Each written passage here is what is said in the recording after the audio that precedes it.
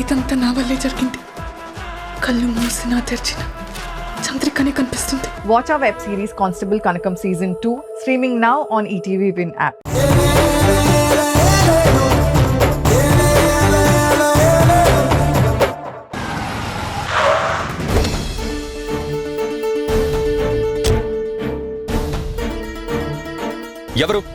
ఎవరు నా తమ్ముడిని అరెస్ట్ చేసింది? హలో, ఇది పోలీస్ స్టేషన్ అనుకుంటున్నావా లేక మీ ఇల్లు అనుకుంటున్నావా? మీ ఇష్టానికి అరుస్తున్నారు. నా తమ్ముడిని ఎందుకు అరెస్ట్ చేశారు? ఇదిగోండి, పోలీస్ స్టేషన్లో ఉన్నప్పుడు మర్యాదగా మాట్లాడడం నేర్చుకోండి. ఇలా వాయిస్ రైజ్ చేయడం లాంటివి చేస్తే మీకే ప్రమాదం. Do you know who am I? ఏంటయ్యా ఇది? వాడేమో నేనెవరో తెలుసా అని అడుగుతున్నాడు, నువ్వేమో అదే మాటని ఇంగ్లీష్లో అడుగుతున్నావు. మీరెవరో మీకే తెలీదా? మీరెవరో మీకే తెలియకపోతే మాకెలా తెలుస్తుంది? నువ్వెవరో నువ్వే చెప్పు. సుధీర్ అన్నయ్యని. అతను ఎందుకు అరెస్ట్ చేశారు? పొట్లం బిజినెస్ చేస్తుంటే పట్టుకున్నాం. పొట్లమా? ఏంటి పొట్లం అంటే ఏంటో తెలీదా? దీన్ని చూస్తే తెలుస్తుందా? నో, నా తమ్ముడు అలాంటి వాడు కాదు. మీకేదో రాంగ్ ఇన్ఫర్మేషన్ వచ్చిందనుకుంటా. మేము మొదట్లో అలాగే అనుకున్నాం, కానీ వాడి కారులోనే పెట్టుకొని తిరుగుతున్నాడు. వాడి కార్ డోర్ ఓపెన్ చేయగానే కనిపించాయి. ఏంటి సార్ మీరనేది? నిజంగా వాడికి ఇలాంటివన్నీ తెలియదు సార్. ఏమయ్యా, అసలు పిల్లలు ఏం చేస్తున్నారో, ఎలాంటి వాటికి అలవాటు పడుతున్నారో తెలుసుకోవాలి కదా.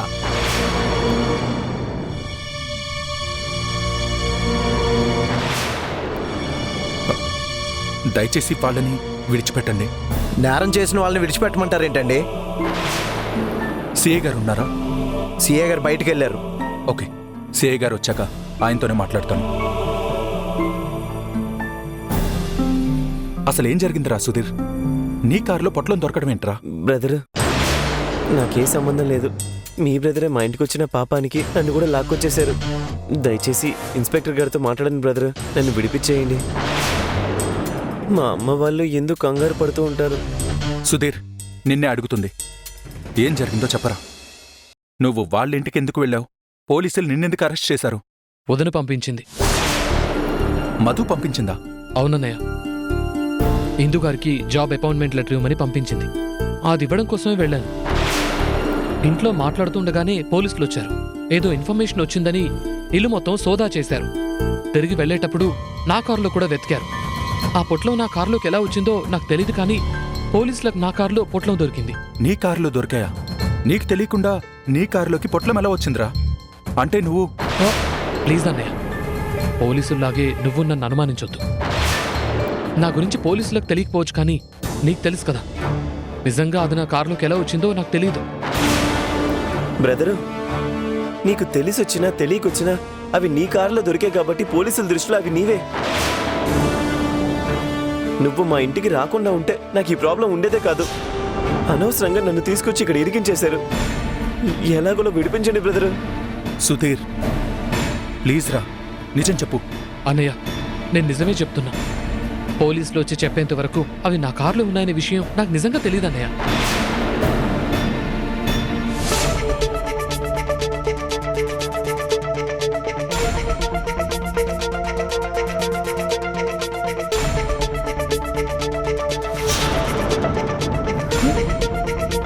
ఏంటిది? ప్రణయ్ వాళ్ళ మదర్ నెంబర్ నుంచి ఇన్ని మిస్డ్ కాల్స్ ఉన్నాయి. కంటిన్యూస్ గా ఇన్ని కాల్స్ చేశారంటే ఏమై ఉంటుంది?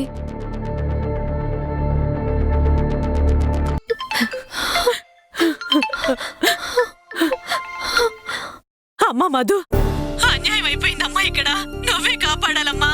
పోలీసులు వచ్చి అన్యాయంగా నా బిడ్డని, మీ మరిదిని అరెస్ట్ చేసి తీసుకెళ్లిపోయారమ్మా.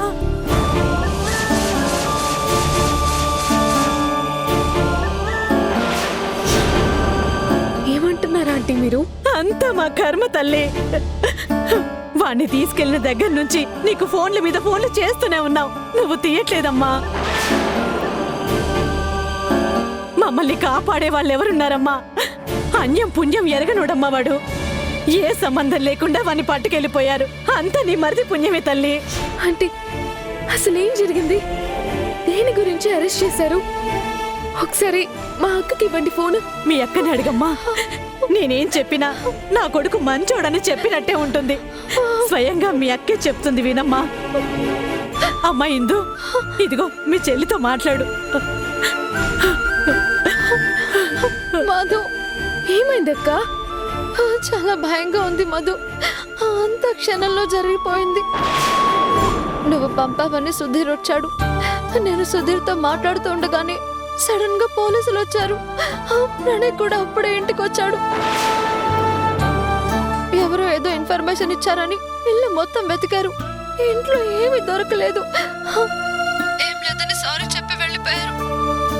మళ్ళీ వెనక్కొచ్చి సుధీర్ కారులో వెతికారు. కారులో ఏమో దొరికాయి. అవేంటో తెలియదు కానీ సుధీర్ ప్రణయ్ని అరెస్ట్ చేసి వాళ్ళనిద్దరిని తీసుకెళ్లిపోయారు. ఏంటి, ఇద్దరిని అరెస్ట్ చేసి తీసుకెళ్లారా? ఏం చేయాలో తోచట్లేదు. చాలా భయం వేస్తుంది మధు. అసలు సుధీర్ కారులో అవేవో ఉండడం ఏంటో, సుధీర్ తో పాటు ప్రణయ్ని అరెస్ట్ చేసి తీసుకెళ్లడం ఏంటో నాకేం అర్థం కావట్లేదు మధు. అక్క, నువ్వేం భయపడకు, ఏం కాదు. నేను మళ్ళీ ఫోన్ చేస్తానక్క.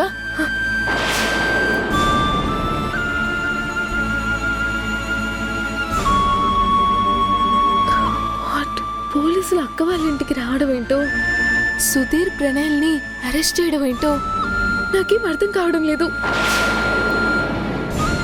సుధీర్ అరెస్ట్ అయ్యాడన్న విషయం ఇప్పుడు ఇంట్లో తెలిస్తే పరిస్థితి ఏంటి? ఏం చేయాలి? ఈ విషయం మావయ్యకి చెప్పాలా వద్దా? సమయానికి ఈ ఇంట్లో లేరు. ఏం చేయాలి ఇప్పుడు? అక్క, ఫోన్ తీసుకురమ్మని మధుని పంపించావు కదా, కరెక్ట్గా వర్కౌట్ అయింది. మధు ఫోన్ చూడగానే షాక్ అయింది. మనం అనుకున్నట్టుగానే అక్కడి నుంచి చాలాసార్లు ఫోన్ ట్రై చేసినట్టున్నారు. వెంటనే కంగారు పడిపోయి తిరిగి వాళ్ళకు ఫోన్ చేసింది. అవతల నుండి ఏడుపులు పెడబొబ్బలతో అక్కడ జరిగిందంతా చెప్పినట్టున్నారు. మధుమొహంలో నెత్తురు చుక్కలేదు తెలుసా? అయితే మరి కాసేపట్లో మనం అనుకున్న బాంబు పేలబోతుందన్నమాట. మధు ఇంకా రాలేదేంట్రా? వస్తుందక్క. అంత సడన్ గా గెంతుకుంటూ రావడానికి మధు విన్నది శుభవార్త కాదు కదా. వాళ్ళ అక్క మొగుడు అరెస్ట్ అయ్యాడన్న విషయం వాళ్ళ నాన్నకు తెలిస్తే ఏమైపోతాడో అనే భయం ఒకవైపు ఉంటే, అతన్ని బయటికి తీసుకురాకుంటే వాళ్ళ అక్క జీవితం ఏమైపోతుందో అనే భయం మరోవైపు. ఏం చేయాలో ఆలోచించుకుంటూ ఉంటుంది. ఎంత ఆలోచించినా ఈ విషయం బయటికి చెప్పకుండా మాత్రం ఉండలేదక్క. కాసేపట్లో చెప్పి తీరాలి. ఇంట్లో పేలాల్సిన బాంబు పేలి తీరాలి. చూస్తూ ఉండండి.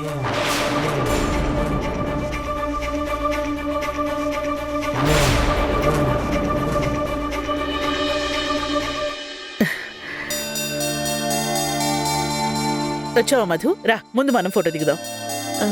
సారీ అత్తయ్య, ఇందాక ఫోన్ ఛార్జింగ్ లో పెట్టి స్విచ్ ఆన్ చేయడం మర్చిపోయినా. ఇప్పుడు చూస్తే ఆఫ్ లోనే ఉంది. ఆన్ చేసి వచ్చాను అత్తయ్య. ఫొటోస్ తర్వాత తీసుకుందాం అత్తయ్య. అదేంటమ్మా ఇలా చేసావు?